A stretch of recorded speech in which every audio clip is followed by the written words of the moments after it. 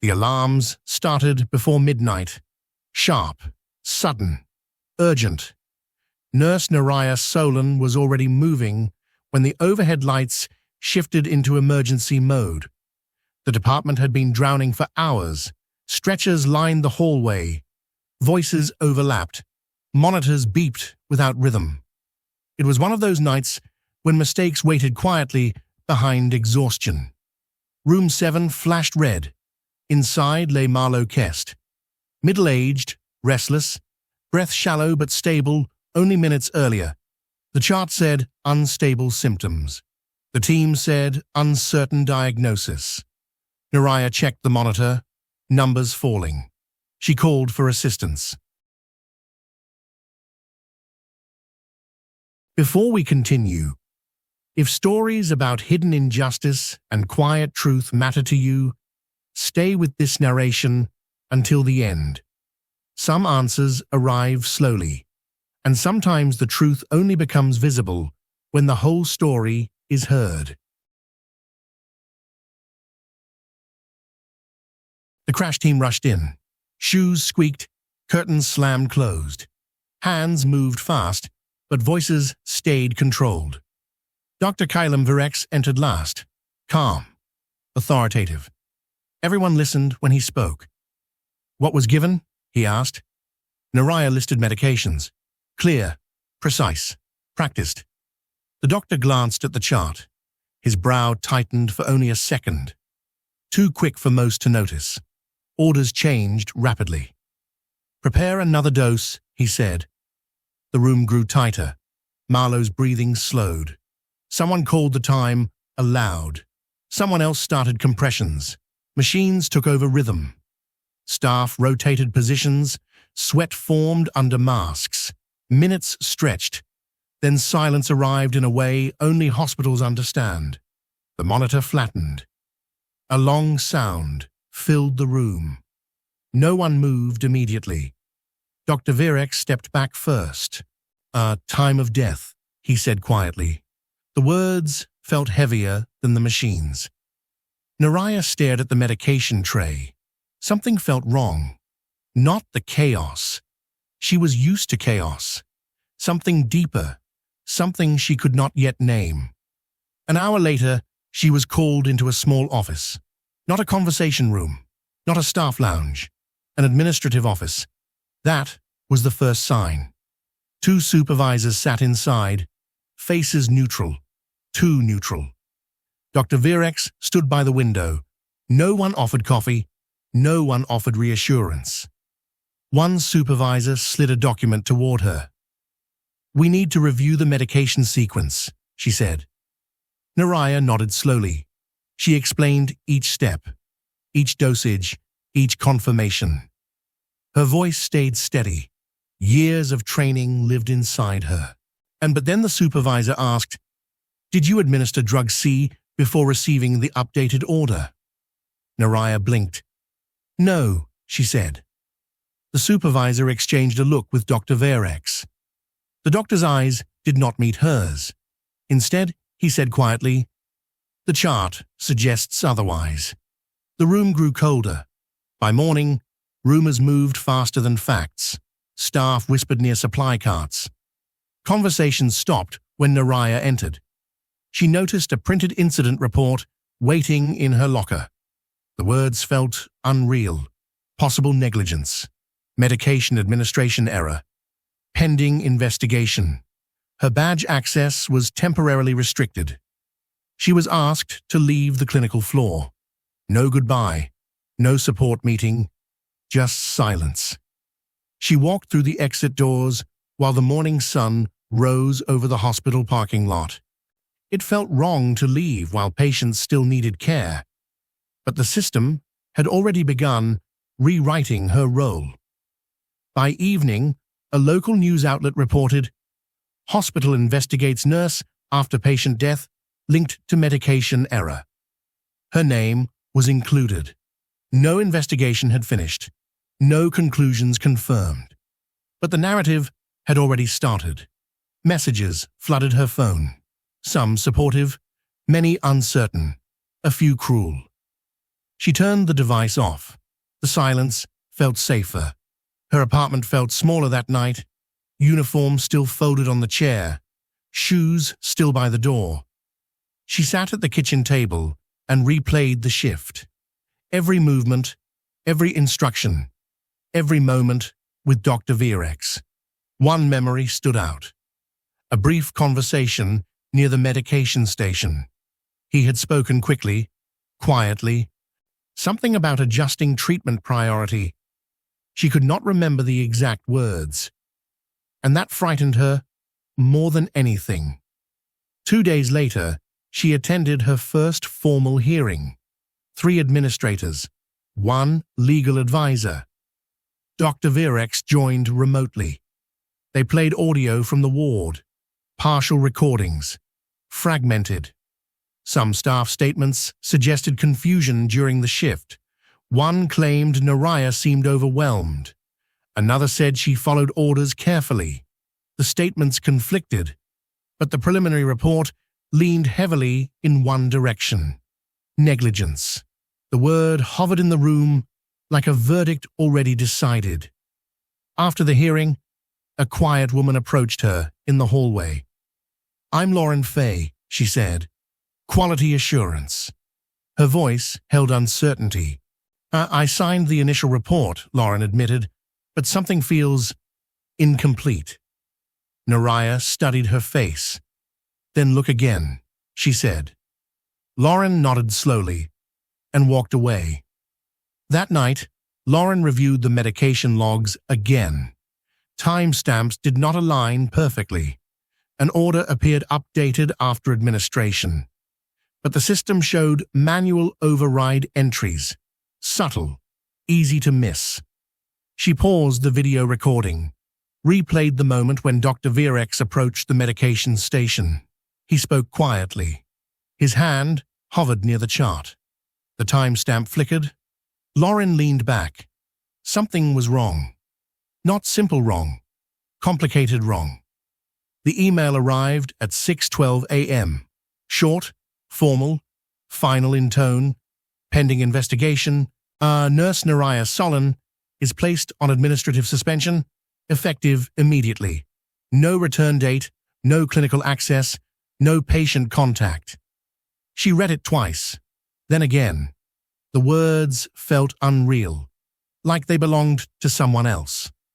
Outside her window, morning traffic moved normally. People carried coffee. Cars stopped at lights. The world continued without hesitation. Her career paused with one message. 2 days later, she returned to the hospital to clear personal items.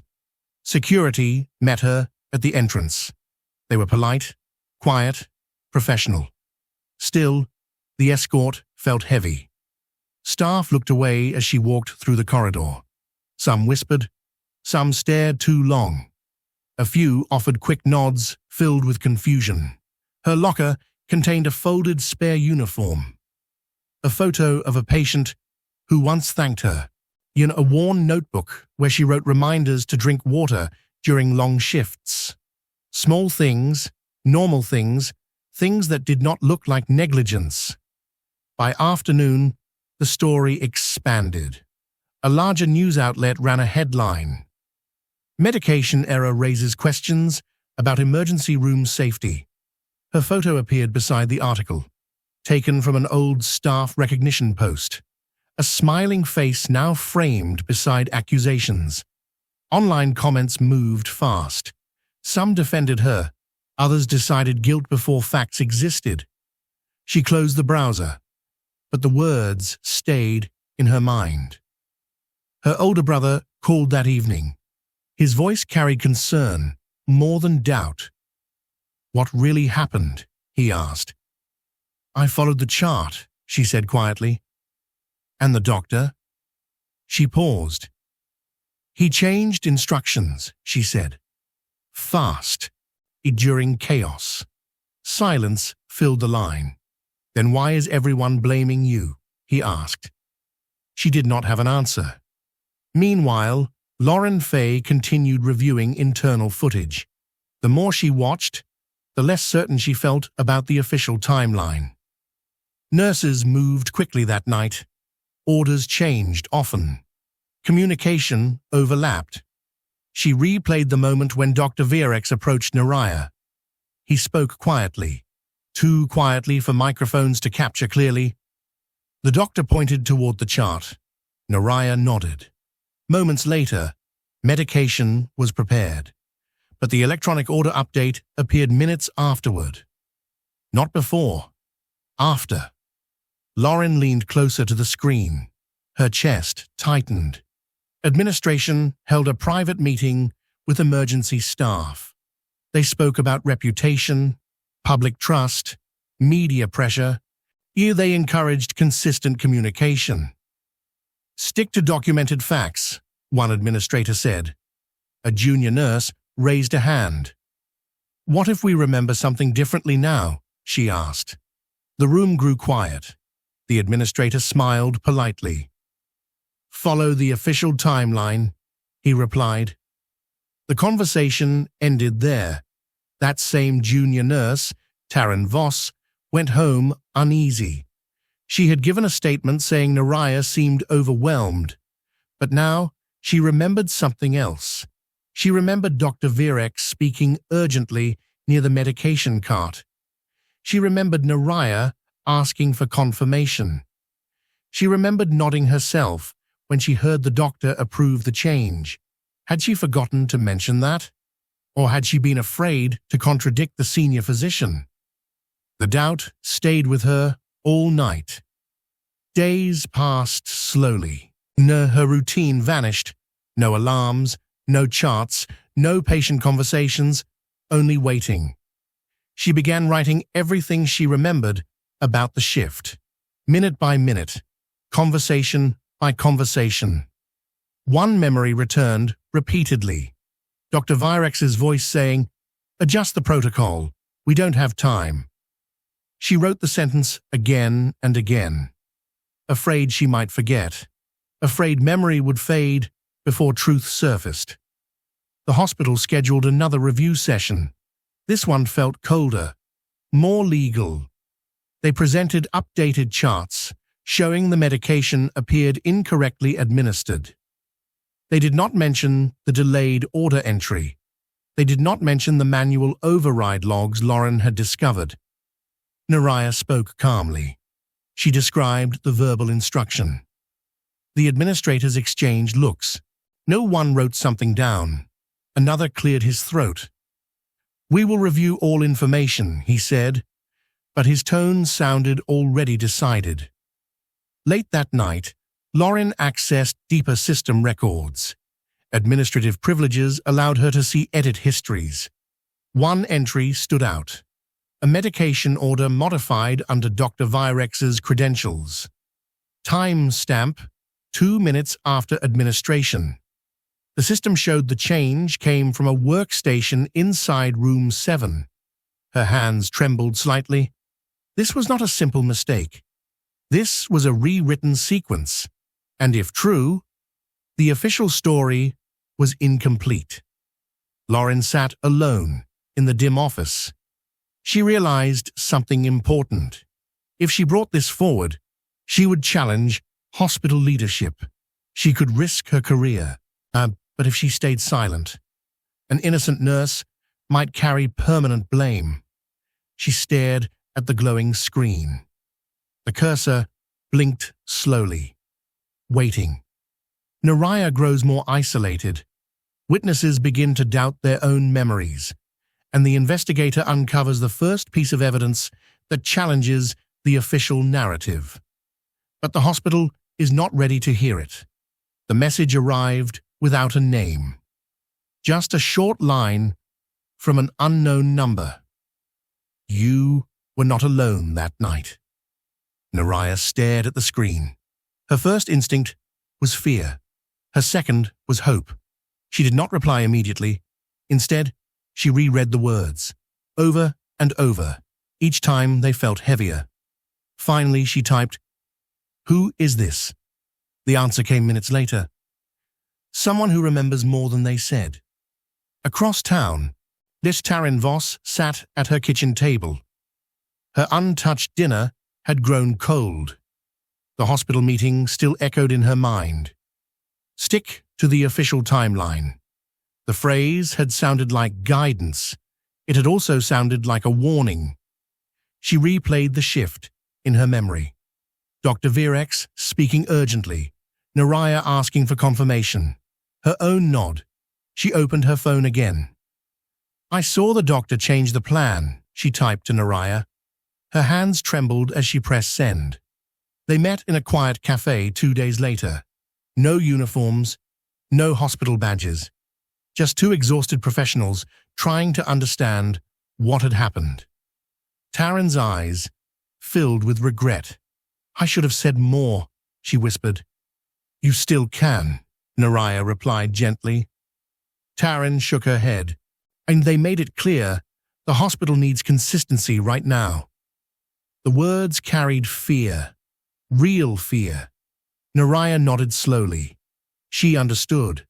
Hospitals protected themselves first. Individuals came second. Still, hearing another person confirm her memory felt like a small crack in the wall around her. Meanwhile, Lauren requested a private meeting with senior leadership. She presented the delayed order entry. She showed the manual override log. Silence filled the room. One administrator leaned forward. "These details could be misinterpreted," he said carefully. Lauren met his eyes. "They could also change the entire narrative," she replied. Another administrator spoke more firmly. "We must avoid speculation until the review concludes." The meeting ended quickly, too quickly. As Lauren left the room, she felt the shift, the subtle distance that appears when someone begins asking uncomfortable questions. Back on suspension, Neriah received another letter. This one from the hospital's legal team. It reminded her not to discuss internal matters publicly. It warned against sharing confidential information. The tone felt less like guidance, more like containment. She placed the letter beside her notebook. The pages of memories grew thicker each day. Dr. Calum Virex appeared in a televised interview about emergency room safety. He spoke calmly, professionally. "Healthcare workers are human," he said. "But systems exist to ensure accountability when mistakes occur." He did not mention Neriah's name, but viewers understood who he meant. The interview spread online quickly. Comments grew harsher. Neriah turned the television off. Her chest felt tight. Late at night, Lauren reviewed audio fragments again. One small clip caught her attention. It captured only a partial sentence from Dr. Virex. "Adjust it now. I'll update later." The sound quality was poor, the context unclear. But combined with the delayed order entry, it suggested something important. She saved the file, locked it in a private folder, and began writing a new internal memo. A respiratory therapist named Evar Morn requested to speak privately with Lauren. His voice stayed low. "I remember the doctor telling her to move fast," he said. He sounded urgent, not uncertain. "Why didn't you include that earlier?" Lauren asked. He hesitated. "Everyone was already blaming the nurse," he said. I assumed I misheard." Lauren felt a quiet wave of frustration. Assumptions had already shaped the investigation. That evening, Neriah walked past the hospital parking lot. She had no reason to be there, but she could not stop herself. Through the windows, she saw nurses moving quickly, stretchers rolling, life continuing without her. She remembered patients who had trusted her hands. She remembered families she had comforted. Now her identity felt erased by a headline. She sat on a bench outside. For the first time since the accusation, tears came without restraint. Not from anger, from exhaustion. The next morning, Lauren submitted an addendum to the investigation report. She included delayed electronic order entry, manual override timestamps, witness inconsistencies, audio fragment suggesting verbal change. Within hours, she received a meeting request from administration. The subject line read, "Clarification required." Her stomach tightened. The resistance had begun. A witness breaks silence. Evidence begins to shift the narrative, but administration moves carefully to maintain control, and the investigation is about to enter its most dangerous phase. The meeting room felt colder than usual, not physically, emotionally. Lauren Fay sat across from 3 administrators. Their folders were already open, their expressions already firm. "We received your addendum," one said. "There are concerns." Lauren nodded slowly. "What kind of concerns?" she asked. Interpretation," another replied. "These details may create unnecessary confusion." Lauren held her ground. "They may also prevent an innocent person from being blamed," she said. Silence filled the room. The lead administrator folded his hands. "We must protect institutional stability during public scrutiny," he said carefully. It sounded like a mission statement. It also sounded like a warning. Later that day, Lauren's system access changed. Nothing dramatic, just reduced permissions. Some files suddenly required additional approval.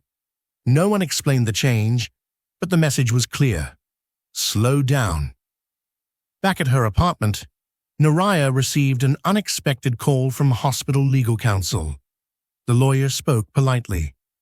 "We want to resolve this matter efficiently," she said. "So if you acknowledge procedural oversight, the hospital may consider a quiet settlement." Neriah felt the words settle heavily. "A settlement?" she asked. "It would avoid prolonged public scrutiny," the lawyer continued, "and help everyone move forward." The phrasing sounded gentle, but the implication was sharp. "Accept blame. Close the case. Protect the hospital." "I didn't make a mistake," Neriah said quietly. The lawyer paused. "Consider the offer carefully," she replied before ending the call. Taryn Voss received a new meeting invitation. Not disciplinary. Performance reflection, it said. During the meeting, supervisors asked neutral questions about stress and memory accuracy. No accusations, just repeated reminders about professional consistency.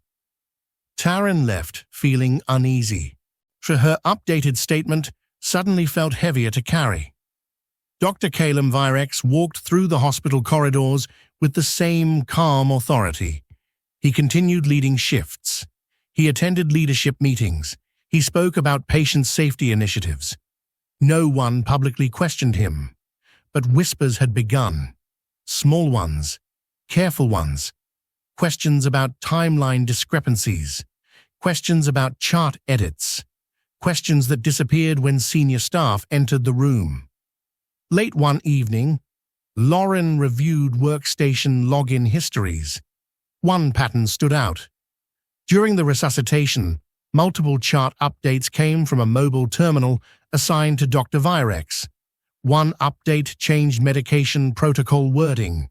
Another altered sequence notes. Both occurred after the administration time recorded for Neriah. Her pulse quickened. She printed the logs. This was no longer subtle.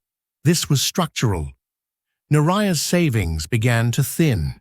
Legal consultations were expensive. Job applications returned polite rejections once employers searched her name. Friends still supported her, but conversations felt different, more cautious, more quiet. Her world had shrunk to waiting and defending her own memory. A national outlet picked up the case. They framed it as a systemic failure, but headlines still highlighted a nurse under investigation. The nuance disappeared. The comments grew harsher again. She stopped reading entirely. Lauren received an anonymous note on her desk. No signature, Just a typed sentence. Not every truth survives exposure. Her hands trembled slightly. She looked around the empty office. No one watched openly, but the feeling of being observed stayed. That night, Lauren met Neriah in a quiet park. She showed her copies of the login histories. Neriah stared at the timestamps. Her breath caught. "So, the order was changed after," she whispered. "Yes," Lauren said. "And the hospital knows?" "They know enough to ask me to slow down," Lauren replied. Neriah felt a mix of relief and fear. Relief that her memory matched evidence. Fear that the system might never admit it. Lauren considered an external ethics board, but doing so would break internal protocol. She could lose her job. She could face legal consequences. She also knew that internal channels were closing slowly around her. She sat at her desk late into the night, staring at two options: silence or exposure. The meeting room felt colder than usual, not physically, emotionally. Lauren Fay sat across from three administrators. Their folders were already open, their expressions already firm. "We received your addendum," one said. "There are concerns." Lauren nodded slowly. "What kind of concerns?" she asked. "Interpretation," another replied. "These details may create unnecessary confusion." Lauren held her ground. "They may also prevent an innocent person from being blamed," she said. Silence filled the room. The lead administrator folded his hands. "We must protect institutional stability during public scrutiny," he said carefully. It sounded like a mission statement. It also sounded like a warning. Later that day, Lauren's system access changed. Nothing dramatic, and just reduced permissions. Some files suddenly required additional approval. No one explained the change, but the message was clear. Slow down. Back at her apartment, Neriah received an unexpected call from hospital legal counsel. The lawyer spoke politely. "We want to resolve this matter efficiently," she said. "If you acknowledge procedural oversight, the hospital may consider a quiet settlement." Neriah felt the words settle heavily. "A settlement?" she asked. "It would avoid prolonged public scrutiny," the lawyer continued, "and help everyone move forward." The phrasing sounded gentle, but the implication was sharp. Accept blame. Close the case. Protect the hospital. "I didn't make a mistake," Neriah said quietly. The lawyer paused. "Do consider the offer carefully," she replied, before ending the call. Taryn Voss received a new meeting invitation. Not disciplinary. Performance reflection, it said. During the meeting, supervisors asked neutral questions about stress and memory accuracy. No accusations, just repeated reminders about professional consistency. Taryn left feeling uneasy. Her updated statement suddenly felt heavier to carry. Dr. Calum Virex walked through the hospital corridors with the same calm authority. He continued leading shifts. He attended leadership meetings. He spoke about patient safety initiatives. No one publicly questioned him. But whispers had begun. Small ones, careful ones. Questions about timeline discrepancies. Questions about chart edits. More questions that disappeared when senior staff entered the room. Late one evening, Lauren reviewed workstation login histories. One pattern stood out.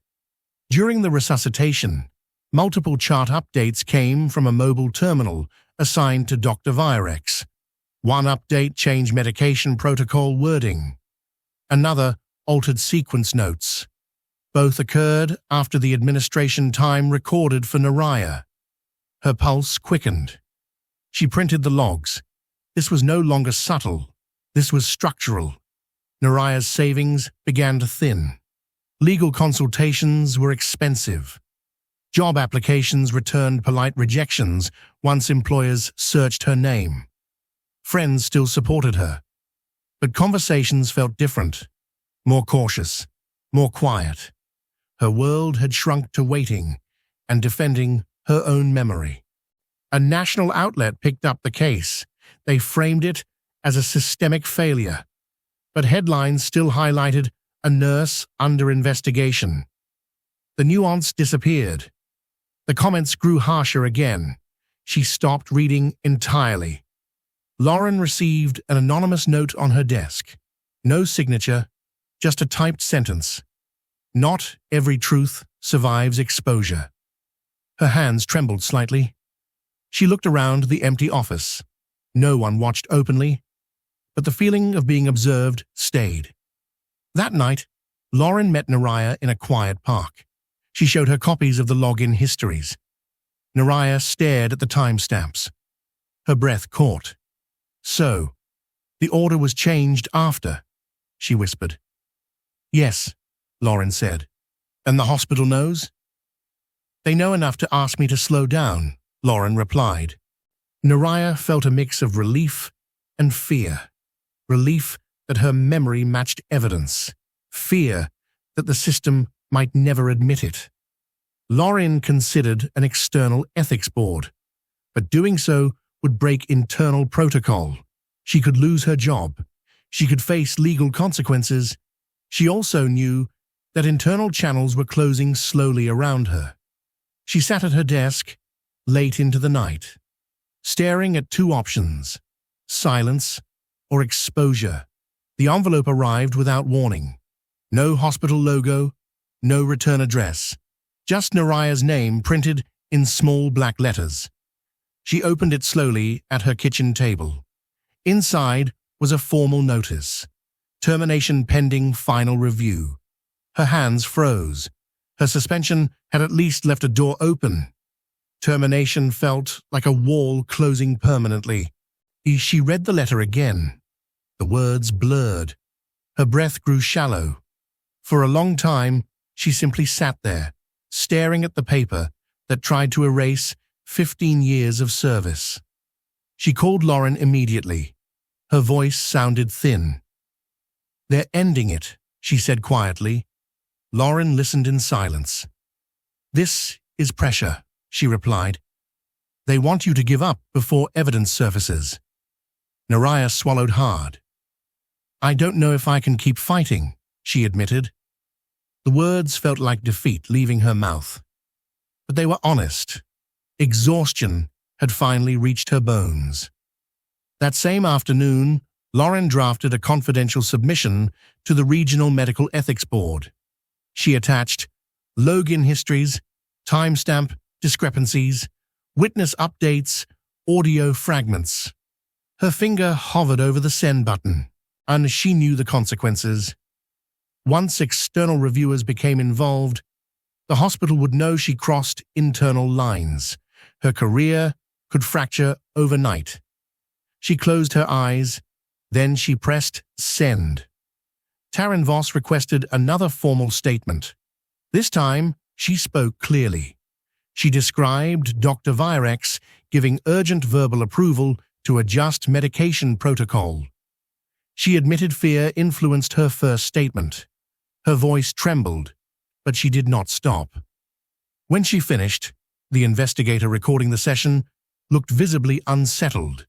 The narrative had shifted again, and this time it was on record. Within days, administration learned about the ethics board inquiry. Meetings multiplied. Legal teams became more visible. Internal emails emphasized confidentiality.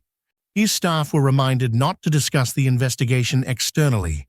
The tone changed from quiet control to active defense. Dr. Virex continued working, but his schedule grew lighter.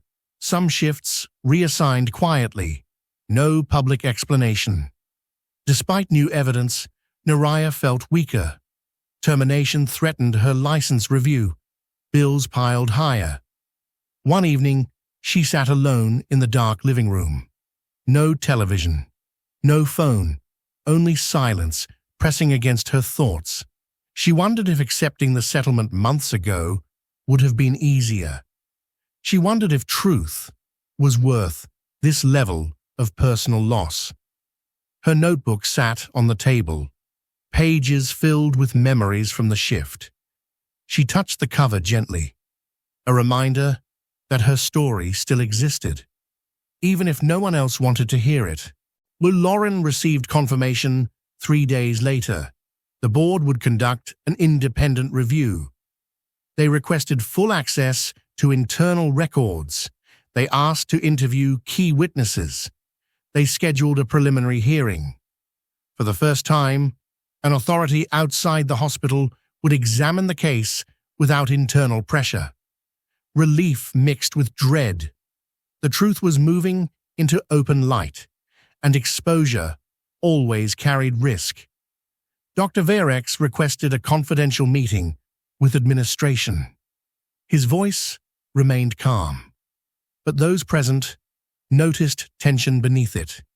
He expressed concern about misinterpretation of fast clinical decisions. He insisted that all actions were taken under emergency conditions. Leadership listened carefully. They reassured him that the hospital stood behind its staff. But the room felt less certain than before. Eva Morn submitted a supplemental statement. Another nurse followed. Then a junior physician described hearing rapid verbal orders during the crisis. One by one, voices added nuance, not direct accusations, but pieces of a more complicated truth. The official narrative began to fracture. Lauren called late that night. The ethics board accepted the case, she said. Neriah sat quietly. She did not celebrate. She did not cry. She simply breathed. For the first time in months, the fight no longer felt completely lonely. The ethics board hearing took place in a quiet government building. No cameras, no reporters, just a long table, neutral walls, a recorder blinking red. Neriah Solen sat with folded hands. Across from her were 3 independent reviewers. Calm faces, careful eyes. For the first time since the accusation, no one looked at her like a headline. They looked at her like a professional. The lead reviewer spoke gently. "Walk us through the shift from the beginning," she said. Neriah's voice trembled at first, then steadied. She described the overcrowded emergency room, multiple trauma cases arriving together, alarms sounding constantly, staff moving between rooms without pause. She described Room 7, the patient's sudden deterioration, and Dr. Calum Virex's urgent instruction to adjust the medication protocol. The reviewers listened without interruption. They asked about timing, about documentation, about her memory of the exact words spoken. She answered carefully. No exaggeration, no drama, only the truth as she remembered it. Hospital legal representatives followed. They presented structured timelines, digital charts, policy manuals. They emphasized procedure. They emphasized accountability. They argued that verbal orders should be documented immediately. They did not mention the delayed chart edits. They did not mention internal pressure on witnesses. The reviewers wrote notes quietly. Their faces remained unreadable. During document review, an internal email surfaced, sent hours after the patient's death, from an administrator to senior staff. "We need a clear narrative before media requests escalate." The room grew still. The hospital lawyer shifted slightly in his seat, and the reviewer asked calmly, what narrative was being discussed? The lawyer responded carefully. "Communication consistency during crisis," he said. But the phrase lingered heavily in the room. Lauren Fay took the stand next. She presented system logs. She explained delayed order entries. She described manual override patterns. Her voice stayed steady, despite visible tension. One reviewer leaned forward. "Were you pressured to limit your findings internally?" she asked. Lauren paused. She chose her words carefully. "I was encouraged to avoid interpretations that might destabilize public trust," she said. The silence that followed felt louder than any argument. Then came the hardest testimony. The patient's family addressed the board. Their grief was raw. Their voices carried anger and pain. They wanted accountability. They wanted answers. Neriah listened quietly. Tears filled her eyes. She did not defend herself during their statement. She did not interrupt. She understood their loss was real, even if the blame placed on her was not. Dr. Calum Virex testified with calm precision. He described rapid clinical decisions made under pressure. He acknowledged giving verbal guidance, but he insisted all final medication decisions rested with the administering nurse. His words were measured, carefully constructed. The reviewers asked about chart edits made after administration. He explained them as clarifications. The board members exchanged quiet glances. Then Lauren requested permission to play the audio fragment. The room fell silent as the recording played. Adjust it now. I'll update later." The words were faint, incomplete, but unmistakably urgent. Dr. Virex remained composed. He stated that emergency communication often sounded rushed, but the reviewers wrote extensively. The tone of the hearing shifted subtly. Before closing, Neriah was allowed one last statement. She spoke slowly. "I have accepted responsibility for every action I took that night," she said. "I followed instructions given during a crisis. I believed they were correct." Her voice softened. "I never stopped caring for that patient. Not for 1 second." Silence filled the room. Even the lawyers lowered their eyes briefly.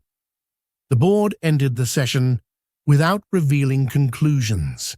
They requested additional internal communications, additional login histories, and additional witness interviews. Another waiting period began, but this time the silence felt different, not empty, uncertain. The independent hearing exposes cracks in the official narrative. Emails reveal early concern about controlling public perception. Audio evidence complicates the doctor's account, and Neriah faces the emotional weight of grieving family testimony. The truth is close, but the system is preparing its final response. The waiting period felt longer than the hearing itself. Days stretched slowly. Each email notification made Neriah's chest tighten. Each unknown number made her hesitate before answering.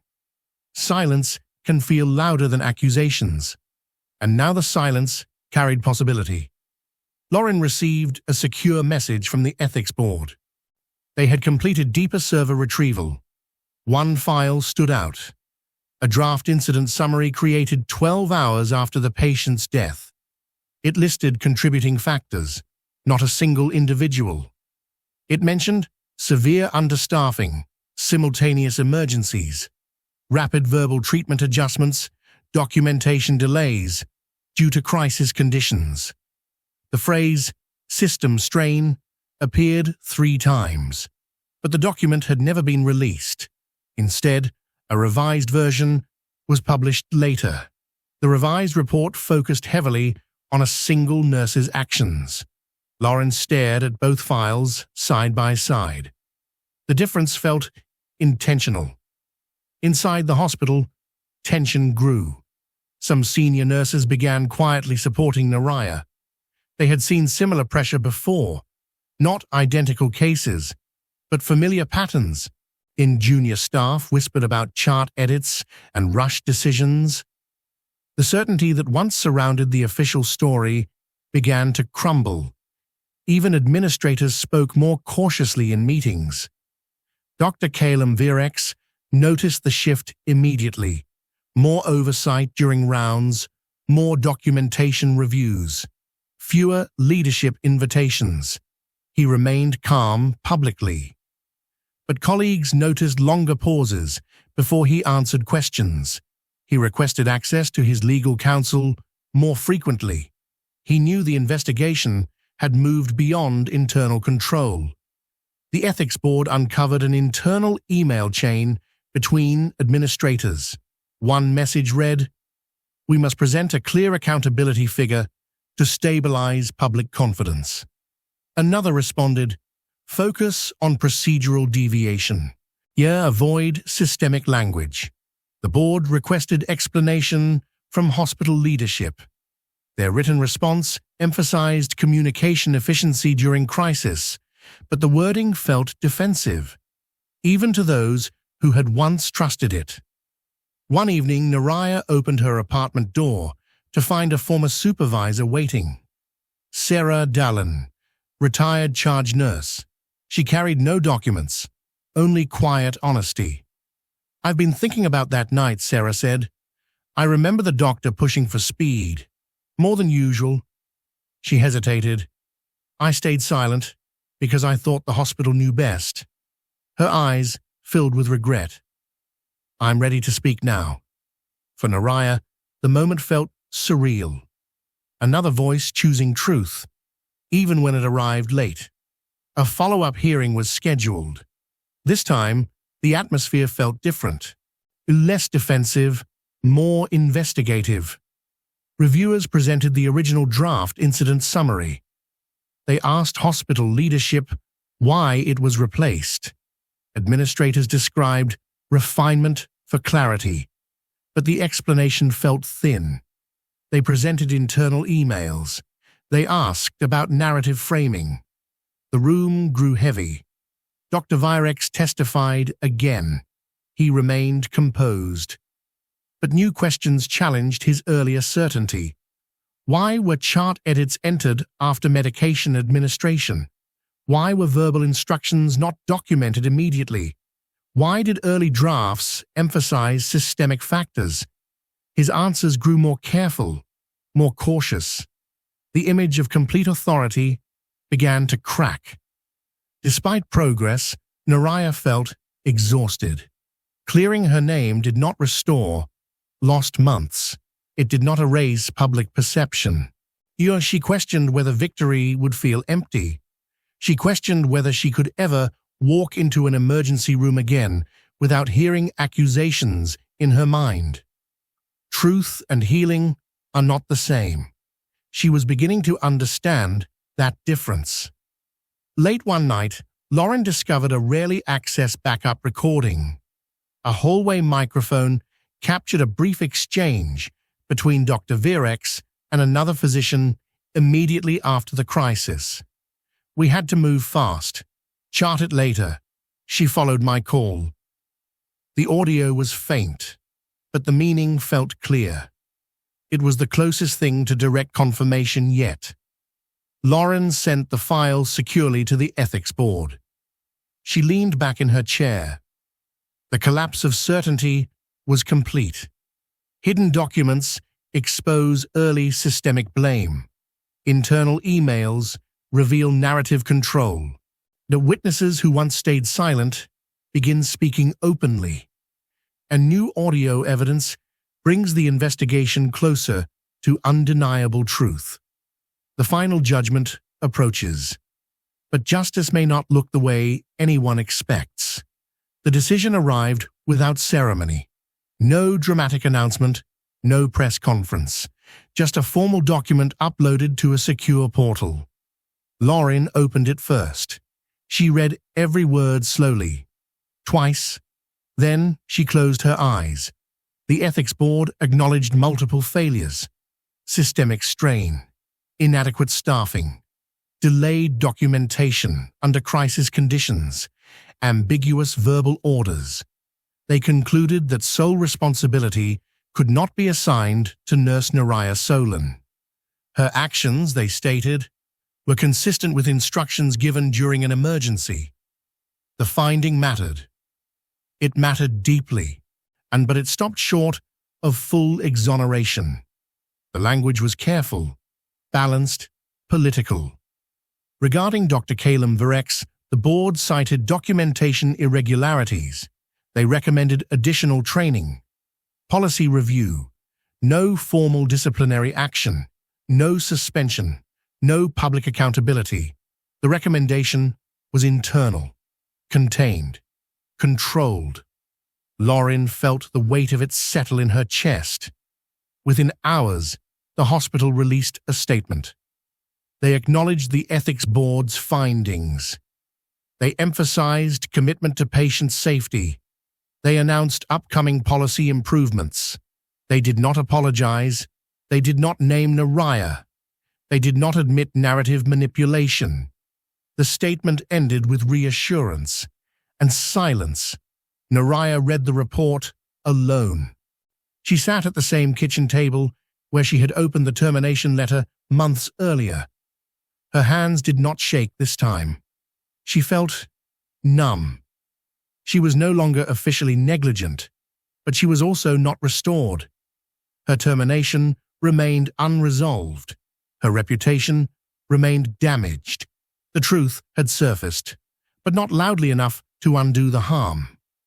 The hospital contacted her the next day. Their tone was polite, measured. They offered conditional reinstatement, different unit, no emergency department, probationary period, no public statement correcting earlier implications. It was framed as an opportunity. It felt like erasure. She took a day to think, then another. She walked past the hospital again. She stood outside the doors. She remembered the patients, the teamwork, the moments that had once defined her. But she also remembered the silence, the emails, the quiet pressure to accept blame for systemic failure. She called Lauren. "I don't think I can go back," she said softly. Lauren did not argue. She understood. Neriah wrote her resignation carefully. No accusations, no anger, just clarity. She stated that trust had been broken, that patient care required truth, that she could not practice in a system that protected itself before its people. She sent the letter, then closed her laptop. Clearing her name did not restore lost income. It did not erase search results. It did not heal strained relationships. Some friends returned, some never did. Healing arrived slowly, unevenly.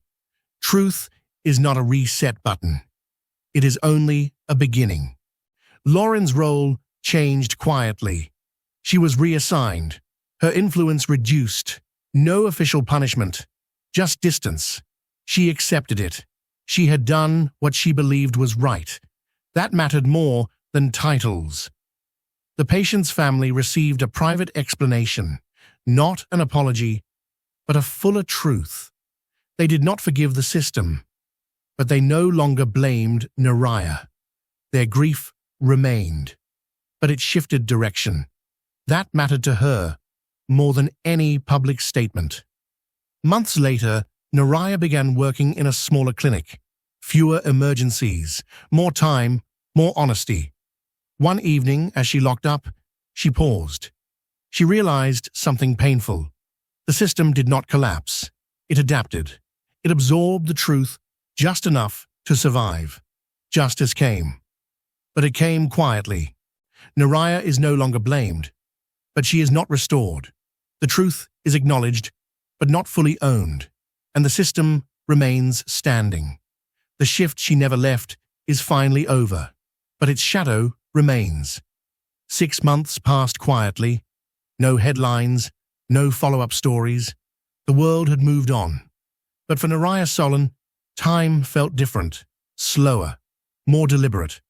The community clinic sat on a quiet street. No ambulance sirens, no constant alarms, just steady footsteps and familiar faces. Patients stayed longer. Conversations lasted more than minutes. For the first time in years, Neriah listened, without urgency, pressing behind every word. She learned new routines. morning medication checks, long consultations, follow-up calls that felt human instead of rushed. It was healing. But healing does not erase memory. Sometimes, while preparing medications, she would pause. Her hands would freeze for a second. Her mind would return to room 7, to that night, to the accusations, to the silence that followed. She would breathe slowly, then continue. The hospital implemented new policies. Verbal orders required immediate co-signatures. Emergency staffing thresholds were revised. Documentation systems were updated. Internal training sessions emphasized shared accountability. No one mentioned her name publicly, but pieces of her fight lived inside those changes. Some former colleagues sent quiet messages. "Things are different now," one wrote. "We talk more openly," said another. She read the messages with mixed emotions: relief, sadness, distance. And Lauren Fay left the hospital months after the verdict. She joined a regional ethics oversight group. Her work now focused on prevention, auditing systems before failures occurred. She and Neriah stayed in touch. Occasional calls, short messages, no dramatic conversations, just quiet understanding between two people who had stood against pressure. One evening, Neriah received a handwritten envelope. Inside was a note from the patient's daughter. The handwriting was careful, measured. She wrote about grief, about confusion, about months spent believing a single person caused everything. Then she wrote, "We were given a fuller picture. We know you cared for him. We know the system failed too.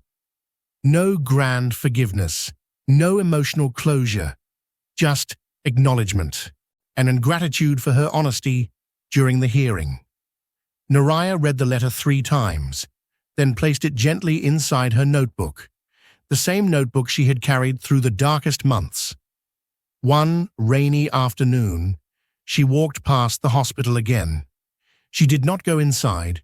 She stood across the street, watching people move in and out. Doctors rushing, families waiting, ambulances arriving. The building looked unchanged, strong, busy, unmoved. She realized something quietly painful. Institutions survive. Individuals carry the scars. She turned away without regret. Months later, she attended a small professional conference. During a break, she saw Dr. Calum Virex across the room. Time had softened his presence. Less authority, more caution. Their eyes met briefly. He approached slowly. His voice was calm. "I never intended for things to unfold that way," he said. She listened. He spoke about pressure, about fear of institutional collapse, about decisions made too quickly. He did not offer a full apology, but he did acknowledge shared responsibility. She nodded once. Not forgiveness, not anger, just acceptance that truth can exist without resolution. They parted quietly. No closure music, no dramatic ending. Just two professionals changed by the same night. One evening at the clinic, a young nurse asked Neriah a simple question. "How do you keep going after something like that?" she asked. Neriah thought carefully before answering. "You keep your memory honest," she said. You keep your care genuine. And you remember that systems are made of people, and people can choose differently next time." The young nurse nodded slowly. The conversation ended there. But something passed between them. A lesson without a lecture. Late that night, Neriah closed the clinic alone. She turned off the lights, locked the doors, and stood for a moment in the quiet hallway. She realized something she had not noticed before. The shift she never left was no longer controlling her. It was still part of her story, but it was not her identity. Justice had been incomplete. Healing had been uneven. but truth had survived. And sometimes, survival is the only victory that exists. Some stories do not end with applause. Some truths arrive quietly, without restoring what was lost. And sometimes, the greatest courage is not winning, but continuing to care after the world has doubted you. Because systems may protect themselves, reputations may never fully recover. But integrity, once held firmly, remains long after the noise fades.